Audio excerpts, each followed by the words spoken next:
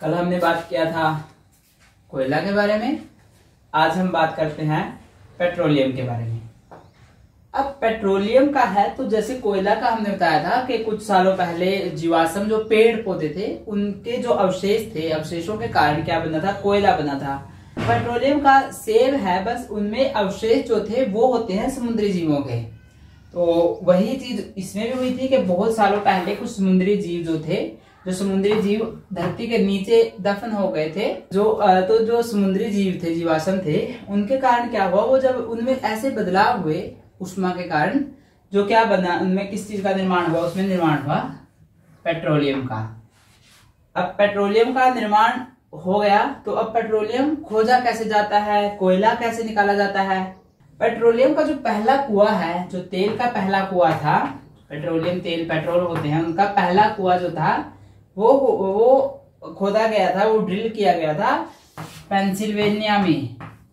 जो पहला तेल का कुआं था वो था पेंसिल्वेनिया, यूएस अमेरिका में 1859 में खोदा गया था, ड्रिल किया गया था। और इसके अलावा भारत में जो पेट्रोल के जो संसाधन हैं वो आपको मिल जाएंगे असम में, गुजरात में और बॉम्बे में। और उसके बाद गोदावरी कृष्णा नदियां हैं, जो उनकी नदियों के बेसिन में आपको क्या मिलेंगे, आपको तेल के कुएं पाए जाएंगे।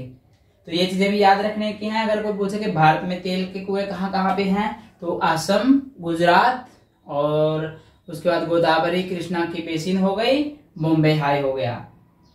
अब हम यहाँ पर एक चीज और देख लेते हैं कि जो पृथ्वी के अंदर है, आपको ये पता है कि ड्रिल किया जाता है, खोदा जाता है कुएं को।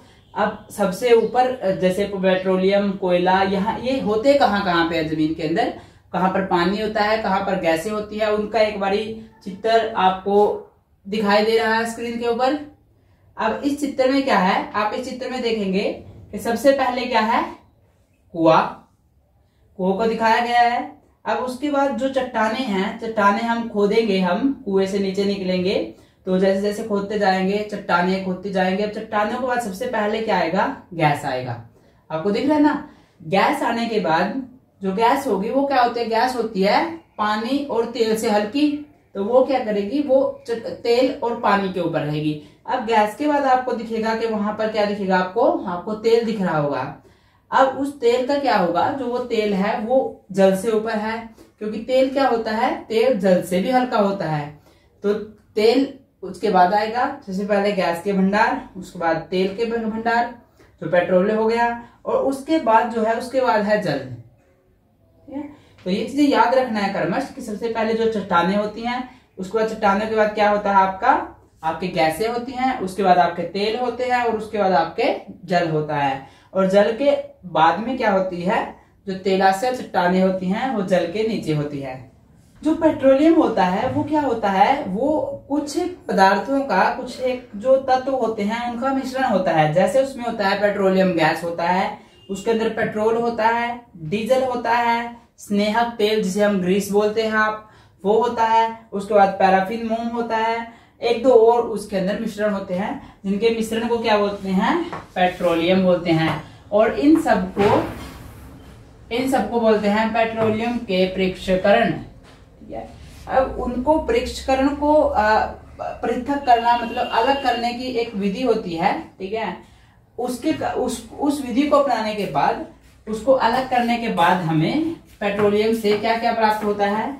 पेट्रोलियम जो होता है वो पेट्रोलियम गैस, पेट्रोल, डीजल और स्नेहक तेल, पैराफिन मोम, इन सब का क्या होता है, मिश्रण होता है। और अब इनको फिर अलग करते हैं हम परीक्षण विधि के द्वारा। और उसके बाद में जब हमें इनका उपयोग जब करते हैं तो हम उपयोग करते हैं इनका अलग अलग तरीके से। जैसे पेट्रोलियम गैस का यूज हो गया ईंधन के रूप में, पेट्रोल होता है आपके गाड़ियों में डलता है, आपके मोटरसाइकिल में, डीजल भी डलता है, इसी तरीके से काम में आता है। उसका स्नेहक तेल जो होते हैं, स्नेहक तेल आपके काम आते हैं ग्रीस टाइप के जो तेल होते हैं, जिन्हें के हम किसी चीजों को घर्षण के लिए, घर्षण कम करने के लिए यूज करते हैं। उसके बाद पैराफिन मोम होते हैं, जिसके के मोमबत्तियां और कुछ आपकी आकृतियां भी बनाई जाती हैं इनसे। तो ये सारे इनके यूज हो गए। अब इसके अलावा आप क्या कीजिए, आप घर पे हैं तो देखिए और आप खोज कीजिए कि जो पेट्रोलियम के पृथक्करण हैं, जो ये मैंने आपको बताए हैं 5-6 नाम, इनके और क्या क्या यूज होते हैं। इनके यूज बताइए और अपनी कॉपी में नोट डाउन कीजिए। पेट्रोलियम के बाद हम बात करते हैं प्राकृतिक गैस की। प्राकृतिक गैस होती है, आपने सुना होगा CNG।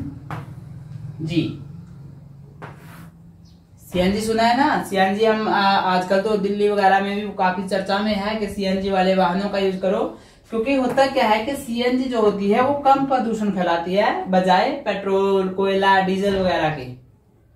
इसके कारण हम क्या करते हैं कि CNG का वाहनों में यूज होना चाहिए। तो CNG होता है आपका संपीड़ित प्राकृतिक गैस, जिसे हम बोलते हैं compress natural gas. Compress natural gas होती है, उसका यूज होता है क्योंकि वो कम प्रदूषण करती है, इसलिए आजकल के जो वाहन आ रहे हैं नए नए, उनके अंदर क्या हो रहा है, CNG का ही यूज हो रहा है। इसके अलावा जो CNG होती है वो आपको इसकी खदानें जो है, जो इसको हम कहां से प्राप्त कर सकते हैं इंडिया में, आपका कुछ नाम आपको बता देता हूं मैं। त्रिपुरा हो गया, राजस्थान हो गया, महाराष्ट्र, और आपका कृष्णा नदी, गोदावरी नदी, उनके डेल्टा, वहां पर आपको क्या हो सकता है, ये CNG के भंडार मिलेंगे, आपको प्राकृतिक गैस के भंडार मिलेंगे।